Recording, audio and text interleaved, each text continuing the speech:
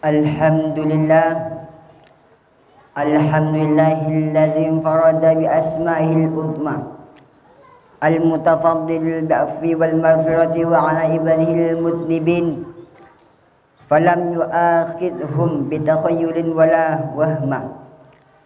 Ashhadu an la ilaha illallah wahdahu la syarika lah al-malikul quddus alladzi wasi'a kulla syai'in 'ilma.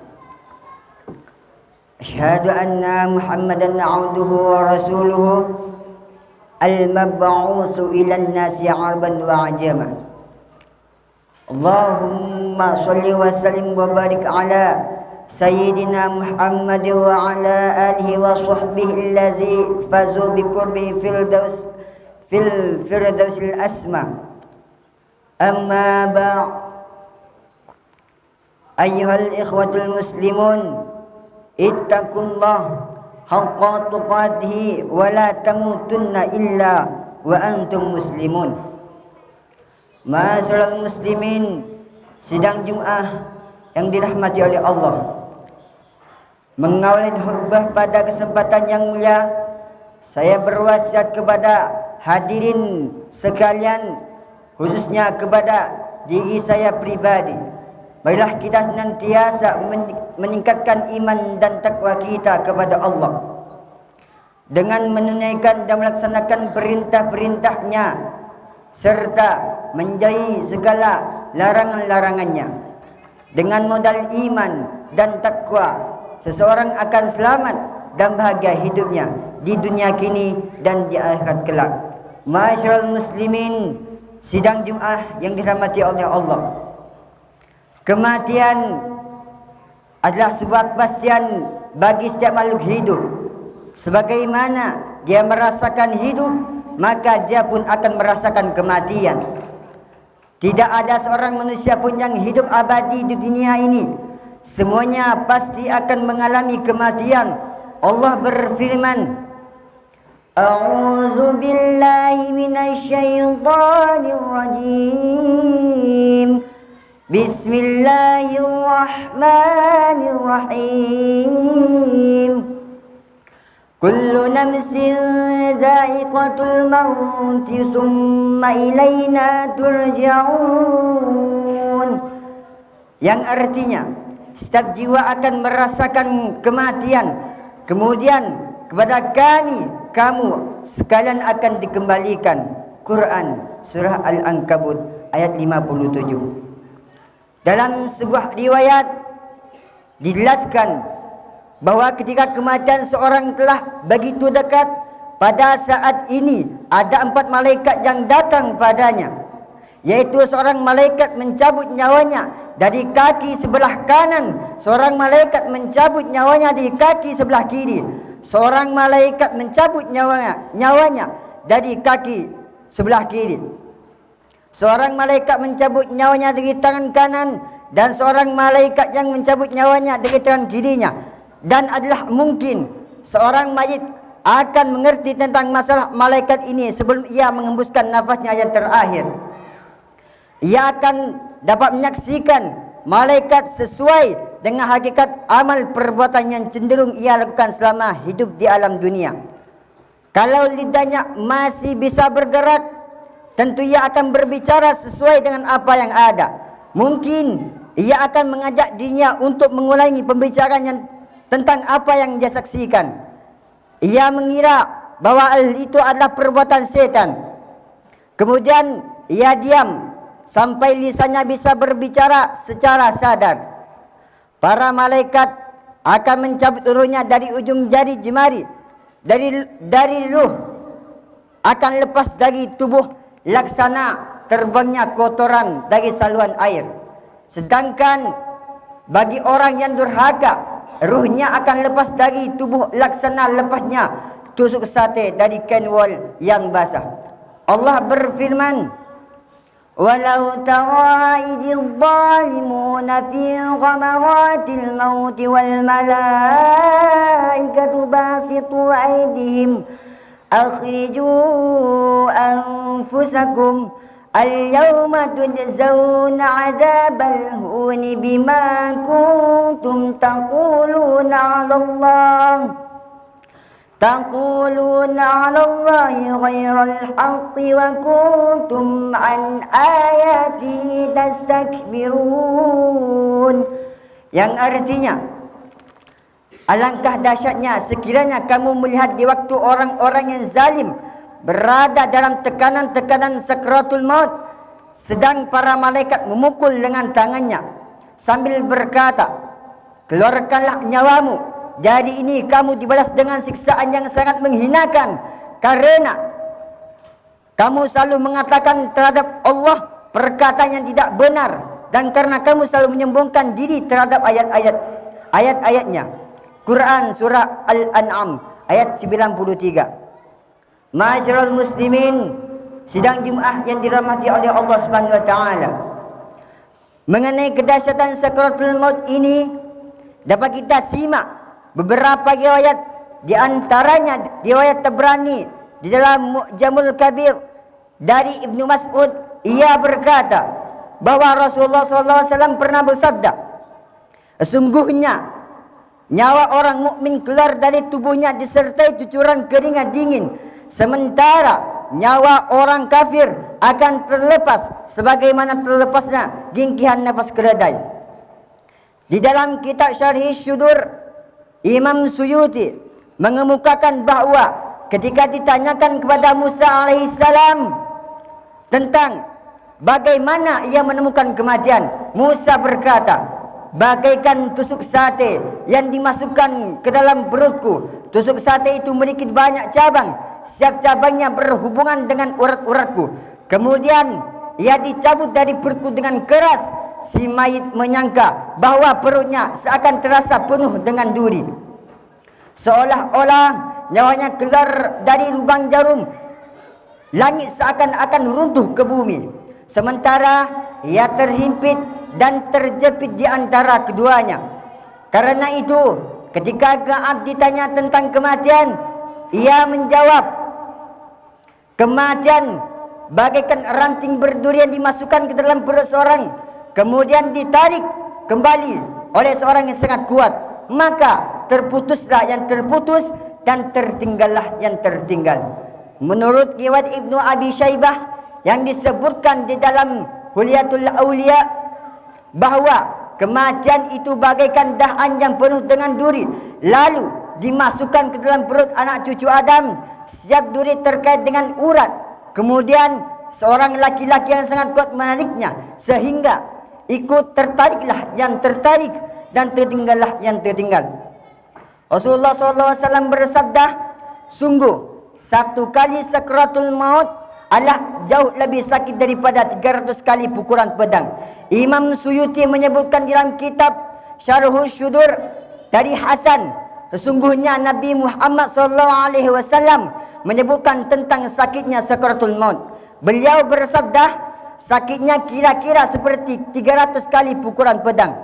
Al-Khatib juga meriwayatkan hadis marfu dan Anas, sungguh pencabutan nyawa oleh malaikat maut lebih sakit daripada 1000 kali pukulan pedang. Ma'asyiral muslimin, jemaah-jemaah yang dirahmati oleh Allah Subhanahu wa taala. Ketika seorang berada dalam kondisi sekarat, sekujur tubuhnya berkecucuran keringat, kedua matanya menjuling, ujung hidungnya mengebang, tulang-tulang rusuknya terangkat, nafasnya menjadi tersengal-sengal, dan warna kulitnya menjadi pucat. Dan ketika sampai dalam kalbunya, maka lisannya menjadi keluh dan membisu. Tak ada seorang pun yang bisa berucap, sementara nafasnya terasa menyumbat di dalam dada. Yang demikian bisa terjadi karena dua faktor. Yang pertama, hal itu disebabkan oleh peristiwa dan tekanan kematian yang sangat berat yang menjadikan dada terasa sempit karena sesaknya nafas di dalam dada. Yang kedua, faktor yang sangat rahasia sifatnya sangat karena muncul getaran secara otomatis akibat adanya gerakan getar suara yang tengal-sengal. Hadirin sidang Jumaah yang dimuliakan oleh Allah, Sebagian para ahli ilmu kalam mengatakan, sesungguhnya hidup bukanlah jiwa saja. Maksudnya, hidup adalah menyatunya antara jiwa dengan raga. Ketika jiwa telah sampai pada puncak tekanan kematian, maka ia menghadapi berbagai tantangan dan fitnah.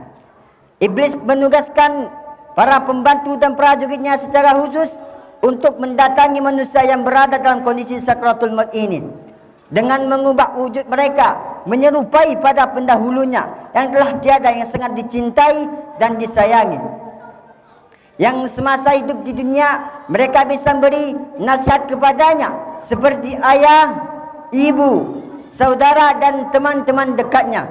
Di antara mereka datang kepadanya dengan berkata, saat ini kamu berada kondisi tekanan kematian, wahai fulan, sedangkan kami telah mendahului kamu dalam masalah ini, maka matilah kamu dalam keadaan Yahudi, karena Yahudi adalah agama yang diterima isi Allah. Ketika mereka iblis telah selesai menghadap kepada calon mayit, namun usaha tipu dayanya tidak berhasil karena calon mayit tidak mau mengikuti nasihatnya, maka mereka pergi meninggalkannya. Lalu datanglah sekelompok iblis yang lain dan berkata, matilah kamu dalam keadaan Nasrani, karena Nasrani adalah agama Al-Masih yang menggantikan agama Nabi Musa. Begitu seterusnya. Mereka menyebutkan berbagai akidah agama-agama lain. Dalam kondisi seperti ini, bisa jadi seorang menjadi tergelincir. Semoga Allah Subhanahu wa taala menyelamatkan kita ketika kita berada dalam kondisi yang kritis dan dahsyat ini. Allah berfirman, Rabbana la tuzigh qulubana ba'da idh hadaitana wa hab lana min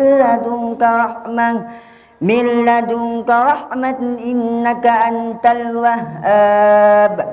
Yang artinya, ya Tuhan kami, janganlah Engkau jadikan hati kami condong kepada kesesatan sesudah Engkau memberi petunjuk kepada kami, dan karuniakanlah kepada kami rahmat dari sisi Engkau, karena sungguhnya Engkau Maha Pemberi karunia. Quran Surah Ali Imran ayat 8. Ma'asyiral muslimin rahimakumullah. Demikianlah khutbah Jumat yang dapat saya sampaikan dalam kesempatan yang mulia ini. Mudah-mudahan ada guna dan manfaatnya, dan semoga Allah memberikan taufik dan hidayahnya, utamanya ketika kita menghadapi tekanan-tekanan yang sangat berat menjelang kematian, sebagaimana yang telah diuraikan di atas, sehingga kita dapat mengakhiri hidup kita dengan husnul khatimah dan dimasukkan ke dalam surga Allah Subhanahu wa taala yang penuh dengan kenikmatan yang tiada bandingannya, dengan kenikmatan duniawi. Amin amin ya rabbal alamin. Ja'alallahu wa iyyakum minal faizin al aminin wa adkhalana wa iyyakum fi 'ibadihi shalihin wa qul rabbi ighfir warham wa anta khairur rahimin.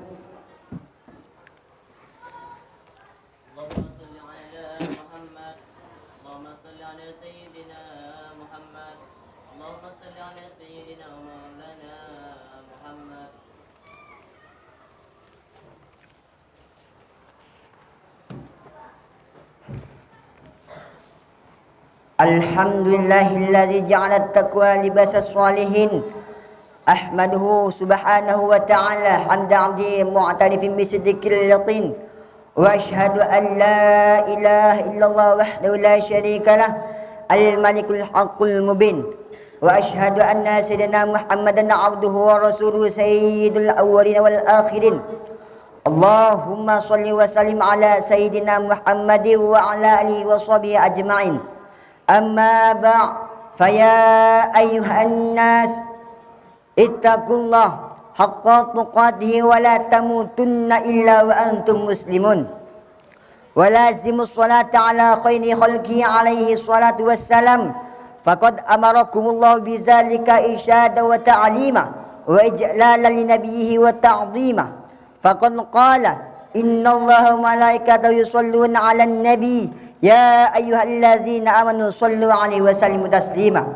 Allahumma salli wa sallim ala sayyidina Muhammadin nabiyil ummil awwah wa ala alihi wa sahbihi wa mawala. Amin amin ya rabbal alamin. Allahumma an asbihi Abi Bakr wa Umar Utsman wa Ali wa an sairi ashabi nabiyyika ajma'in wa anit tabi'in wa man tabi'ahum bi ihsan ila yaumiddin.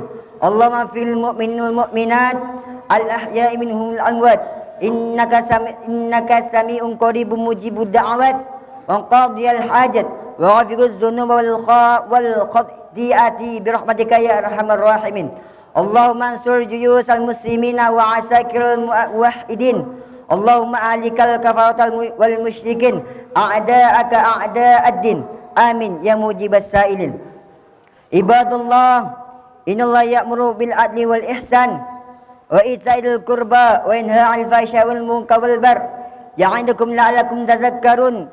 Fadhkurullahal 'azima yadhkurkum washkuru 'ala ni'amihi yazidkum was'aluhu min fadlihi yu'tikum wa la dzikrullahi akbar. Wallahu ya'lamu tasna'un. Bismillah.